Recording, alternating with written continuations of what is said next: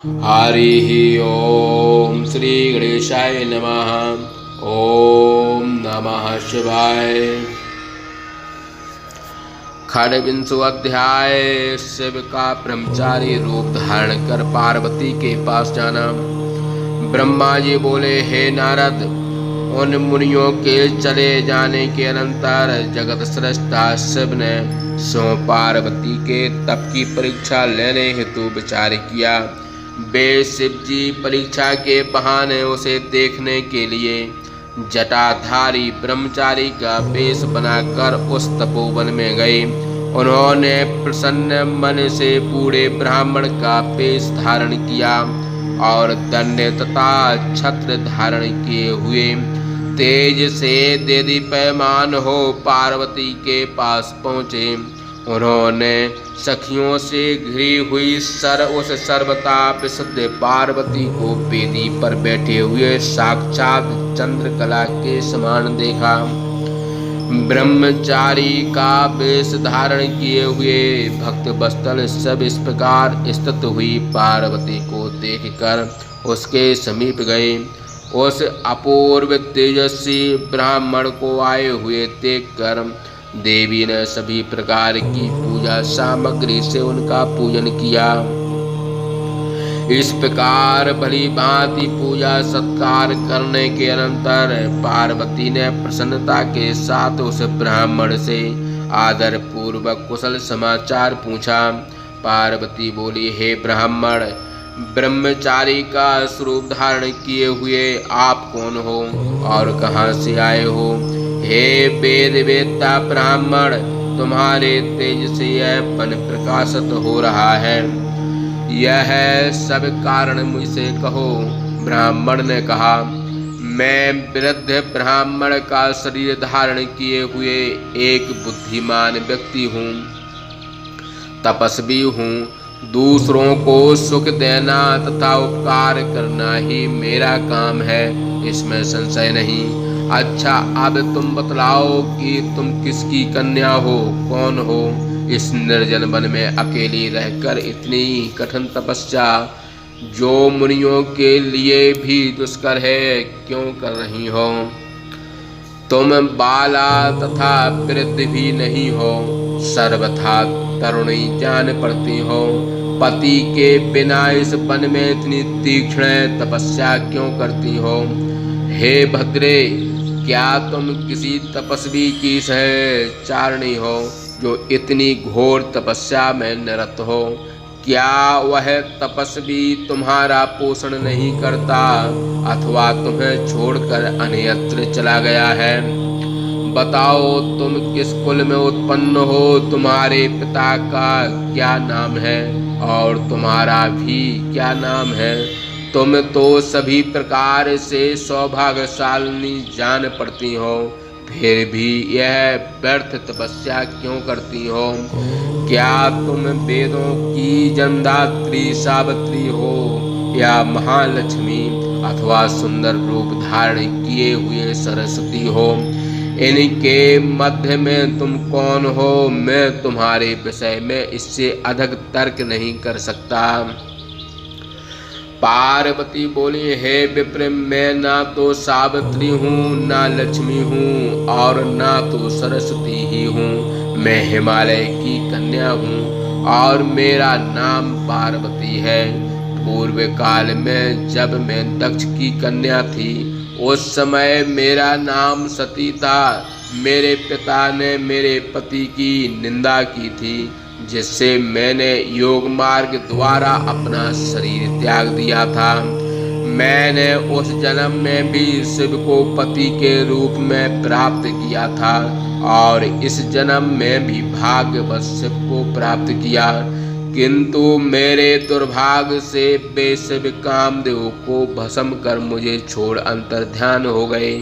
इस प्रकार शंकर के अंतर ध्यान हो जाने से मुझे बड़ा उद्वेग हो गया और मैं पिता का घर छोड़कर इस गंगा के तट पर दृढ़ तपस्या का निश्चय कर चली आई।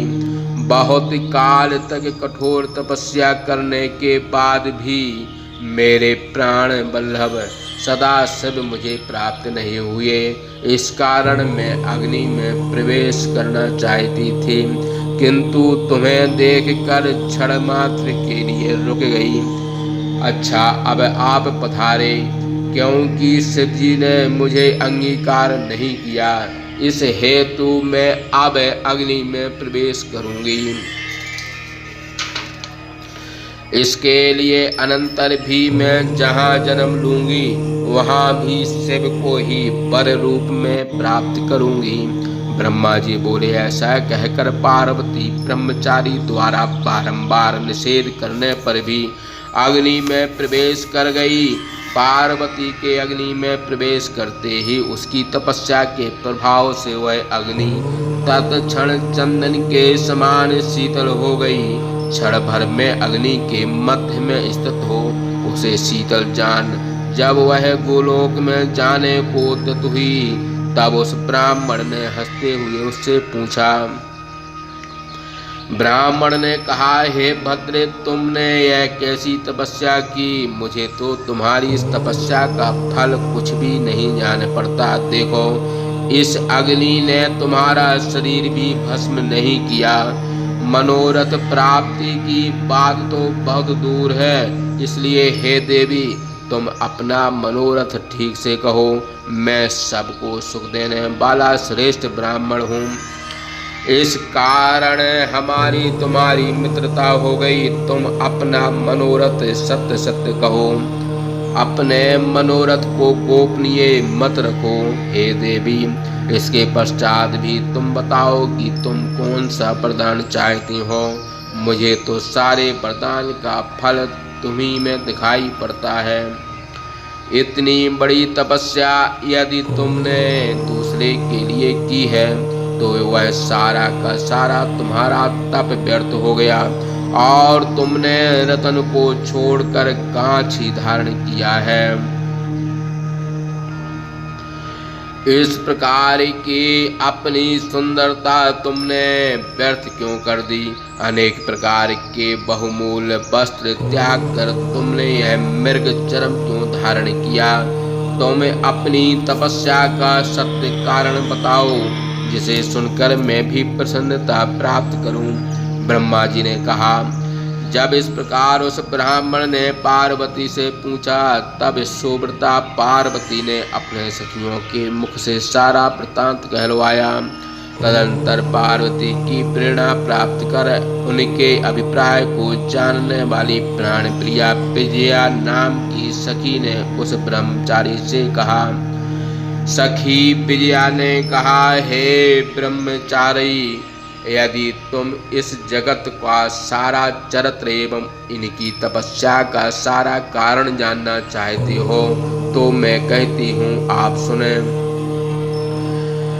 यह मेरी सखी पर्वतराज हिमालय की पुत्री है, जो अभिजन के अनुसार पार्वती नाम से एवं माता मेनका के द्वारा काली नाम से विख्यात है।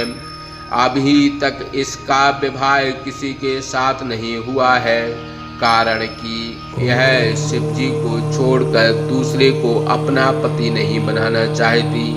शिव को पति रूप में प्राप्त करने के लिए मेरी सखी ने इतना कठिन तप आरंभ किया है। इसे इस प्रकार कठिन तप करते हुए 3000 वर्ष बीत गए हैं। साधो, हे दुर्योत्तम, इस तप का भी कारण मैं आपसे कहती हूँ। यह मेरी सखी इंद्रादि प्रमुख देवताओं एवं ब्रह्मा विष्णु आदि को छोड़कर केवल पिनाक पाणी भगवान शंकर को ही पति रूप से प्राप्त करने की इच्छा करती है। मेरी सखी ने तपस्या की परीक्षा के लिए जिन वृक्षों को लगाया था, हे दुज, उन वृक्षों में अनेक बार फूल एवं फल लग चुके हैं।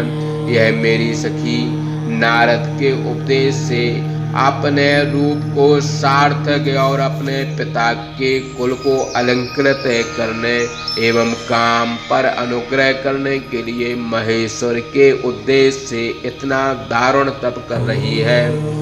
इतने पर भी हे तपस्वी, इसका मनोरथ सफल होता हुआ दिखाई नहीं पड़ता। हे द्विजश्रेष्ठ, आपने मेरे सखी का जो मनोरथ पूछा, मैंने प्रेम से उसका वर्णन किया। अब इसके विषय में क्या सुनने की इच्छा है? ब्रह्मा जी बोले, हे मुने, इस प्रकार यथार्थ रूप से विजया के वचन सुनकर हंसते हुए उस जटाधारी ब्रह्मचारी ने कहना प्रारंभ किया। ब्रह्मचारी ने कहा, इस सखी ने जो कुछ भी कहा है वह परिहास जैसा प्रतीत होता है। यदि यही बात यथार्थ हो तो देवी स्यों अपने मुख से इस बात का प्रतिपादन करें। ब्रह्मा जी ने कहा, इस प्रकार जब ब्रह्मचारी ने कहा तो पार्वती देवी अपने मुख से सखी द्वारा कहे गए सारे वृत्तांत को कहने के लिए उस ब्राह्मण से बोली।